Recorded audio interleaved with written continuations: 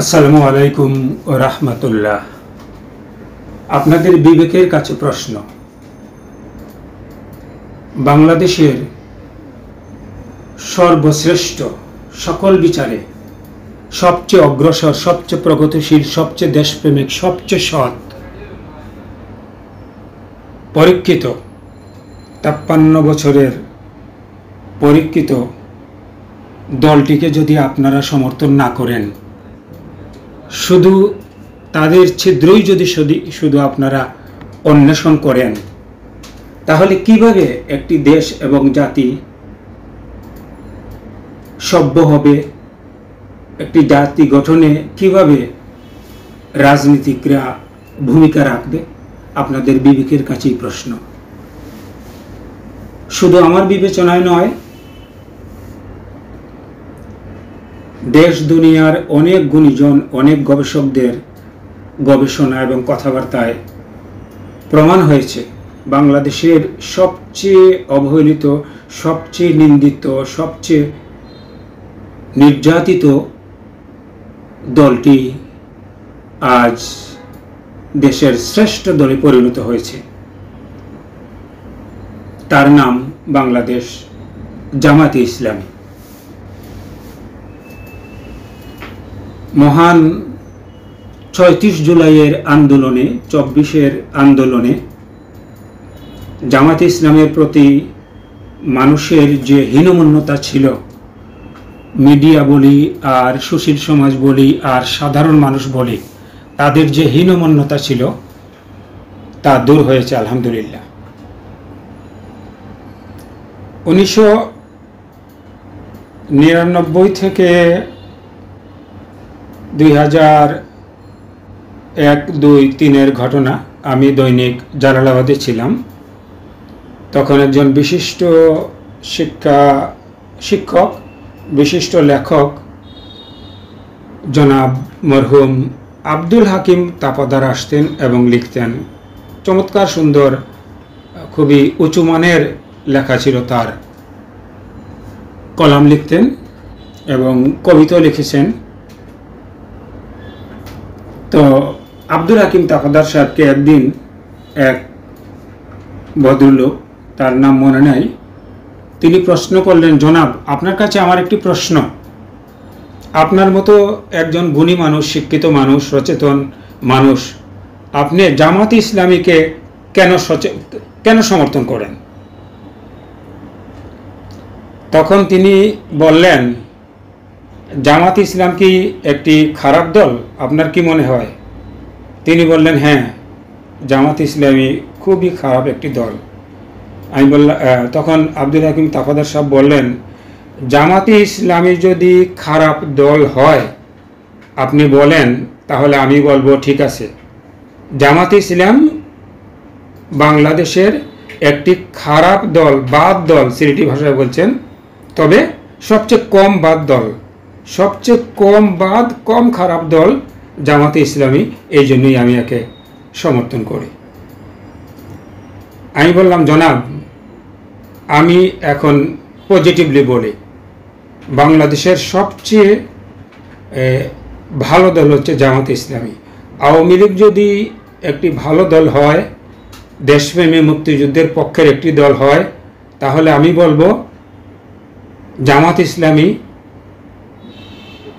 একটি মহা ভালো দল, দেশপ্রেমিক, মুক্তিযুদ্ধের পক্ষের শক্তি, স্বাধীনতার পক্ষ শক্তি।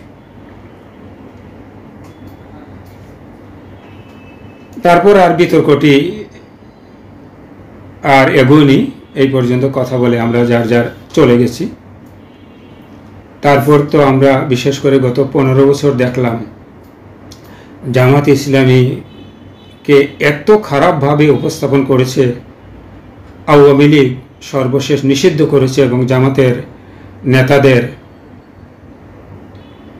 বিচারিক হত্যাকাণ্ড ঘটিয়ে তারা মনে করেছিল জামাতকে নিঃশেষ করে দিয়েছে। জামাত ইসলাম সম্পর্কে আমার উঁচু ধারণা বরাবরই ছিল, কিন্তু এত উঁচু ধারণা আমার ছিল না যে মৃত্যুর মুখোমুখি দাঁড়িয়েও তারা বিন্দুমাত্র আপোষ করবেন না। ভয় ছিল নেতাদের কোনো স্খলন হয় কিনা। এত অভিযোগ, তারপরও কথায় আছে যার ওঠে তা কিছু হলো বটে, কিন্তু আমরা দেখলাম নির্দ্বিধায় আপোষহীন থেকে তারা ফাঁসির দড়ি গ্রহণ করে নিয়েছেন। এবং জেনেছি মাওলানা দেলাওয়ার হোসেন সাইদি সাহেবকে বহু চেষ্টা করা হয়েছে, বহু লোভ দেখানো হয়েছে, কিন্তু তিনি আপোষ করেননি। সর্বশেষ আমরা জানলাম ব্যারিস্টার আব্দুর রাজ্জাক সম্পর্কে। তাকেও অনেক ভয়ভীতি দেখিয়ে দেশের বাইরে পাঠাতে রাজি করানো হয়েছিল এবং বলা হয়েছিল, শেখ হাসিনা নিজেই বলেছিলেন আপনি যা চাইবেন তাই দেব।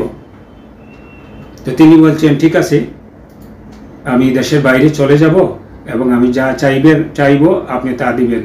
আমার একটি মাত্র চাওয়া। কি চাওয়া?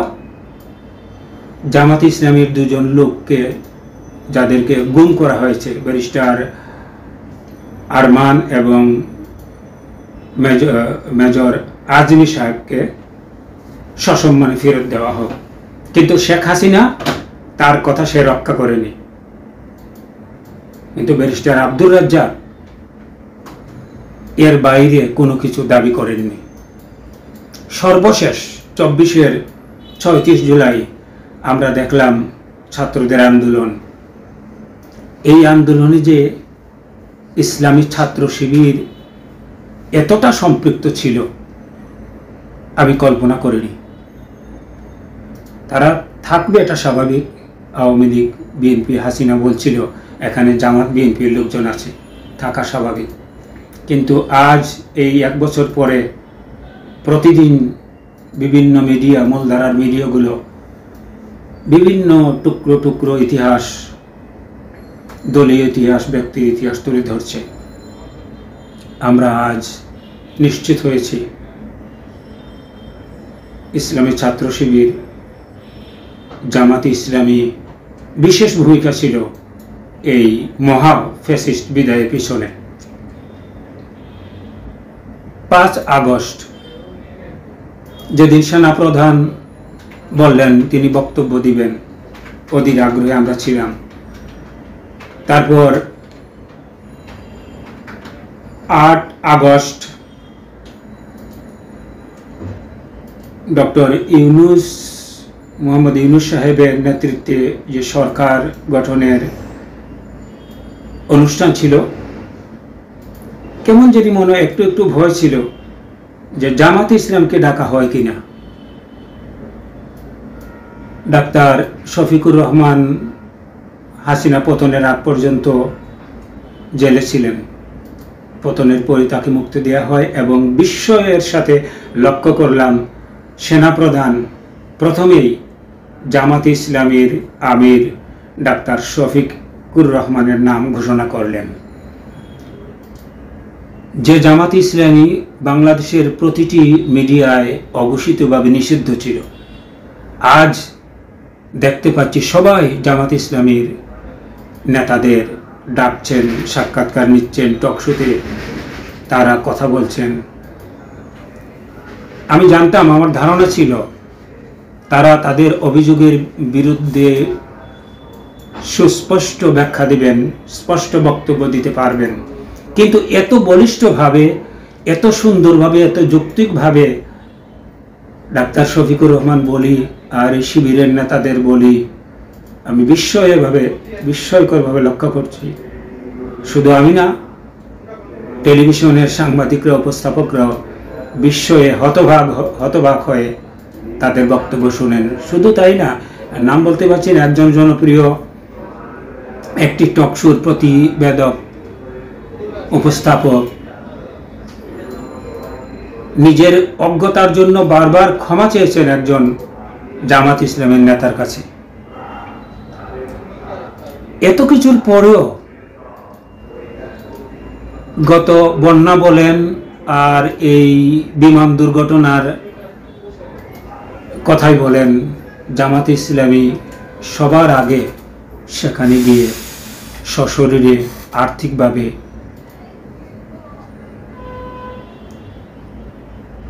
জনসেবায় দেশের সংকটকালে তারা ভূমিকা রাখছে।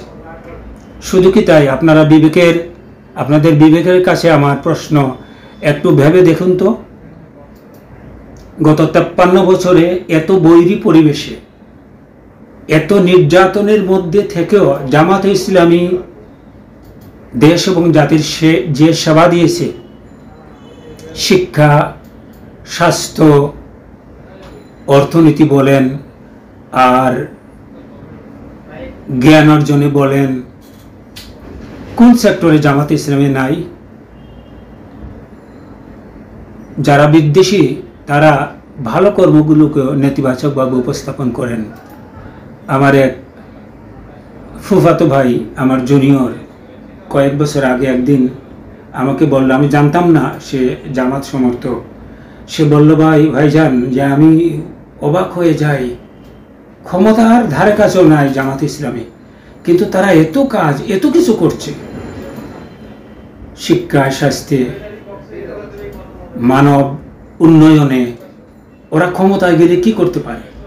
সর্বশেষ জামাতের আমির বলেছেন, যারা একটি দল গুছিয়ে একটা দল সুশৃঙ্খলভাবে চালাতে পারে, তারা রাষ্ট্র ক্ষমতায় গেলেও সুন্দরভাবে চালাতে পারবে। সর্বশেষ এই যে মহাসমাবেশ বা জাতীয় সমাবেশ হলো সোহরাওয়ার্দী উদ্যানে, অনেকগুলো মিডিয়ার অনেকগুলো নিউজ দেখেছি। এত সুশৃঙ্খল একটি জাতীয় সমাবেশ, এত বিশাল আয়োজন কে করতে পেরেছিল? স্মরণকালের সমাবেশ ছিল 2013-র 5 মে, হেফাজতের সমাবেশ, কিন্তু এতটুকু শৃঙ্খলা তারা রক্ষা করতে পারেনি। হ্যাঁ, তাদের শক্তির প্রদর্শন তারা করতে পেরেছে, জনসমর্থন। বিশৃঙ্খলার পিছনে অবশ্য রাম এবং বামপন্থীরা ছিল, এটা সত্য। আমার অল্পখানি একটু আশঙ্কা ছিল জগত জামাতের সোহরাওয়ার্দী উদ্যানে, যে বিশৃঙ্খলা বেশি কিছু কেউ করতে পারবে না, কিন্তু পলাতক ফ্যাসিস্টরা কিছুটা হলেও স্থানে স্থানে হয়তো করবে, যেটা করেছে তারা গোপালগঞ্জ।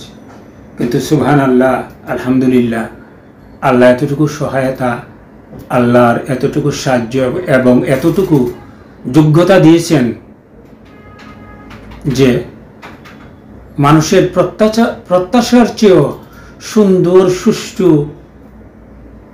একটি সমাবেশ করে জামাতে ইসলামী বাংলাদেশ শুধু নয়, বিশ্বের মানুষকে দেখিয়ে দিতে পেরেছে যে বাংলাদেশেও এমন মানুষের দল আছে যারা শৃঙ্খলা জানে। আমি অবাক হয়ে দেখলাম, পিনাকি ভট্টাচার্য ফ্রান্স থেকে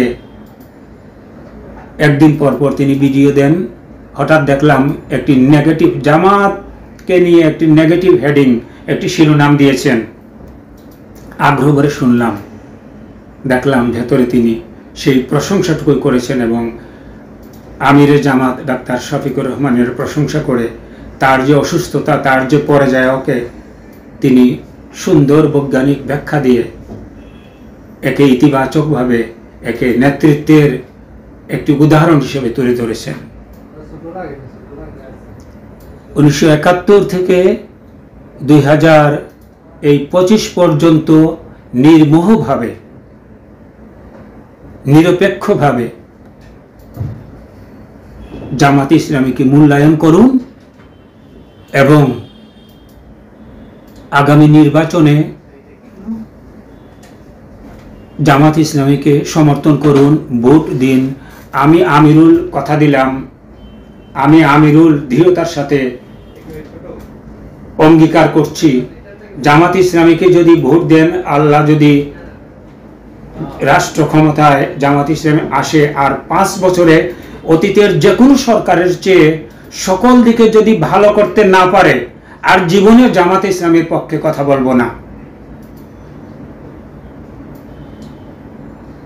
আপনারা দয়া করে দেশ জাতির স্বার্থে এবার দাঁড়িপাল্লার পক্ষে দাঁড়ান, দাঁড়িপাল্লায় একটি ভোট দিন এবং দুর্নীতির বিরুদ্ধে দুর্নীতিকে না বলুন। ইনশাআল্লাহ বাংলাদেশ অচিরেই বিশ্বের বুকে মাথা উঁচু করে দাঁড়াবে। গত বছর এই 36 জুলাই আন্দোলন বিশ্বের অন্যতম সেরা আন্দোলন হিসাবে বিশ্ব স্বীকৃতি পেয়েছে এবং অদূর ভবিষ্যতে বাংলাদেশ সকল বিচারে বিশ্বের অন্যতম শীর্ষ একটি দেশে পরিণত হবে ইনশাআল্লাহ। কোয়ান্টাম ফাউন্ডেশন 25 বছর আগে একটি স্বপ্ন দেখেছিল, সমৃদ্ধ বাংলাদেশ, 2025-এর বাংলাদেশ, 2025-এর সমৃদ্ধ বাংলাদেশ। আমার মনে হয় ইনশাআল্লাহ 2025-এর সেই সমৃদ্ধ বাংলাদেশ, সমৃদ্ধ অগ্রগতির সূচনা দেখবে বাংলাদেশের মানুষ, বিশ্বের মানুষ ইনশাআল্লাহ। আসসালামু আলাইকুম ওয়া রাহমাতুল্লাহ।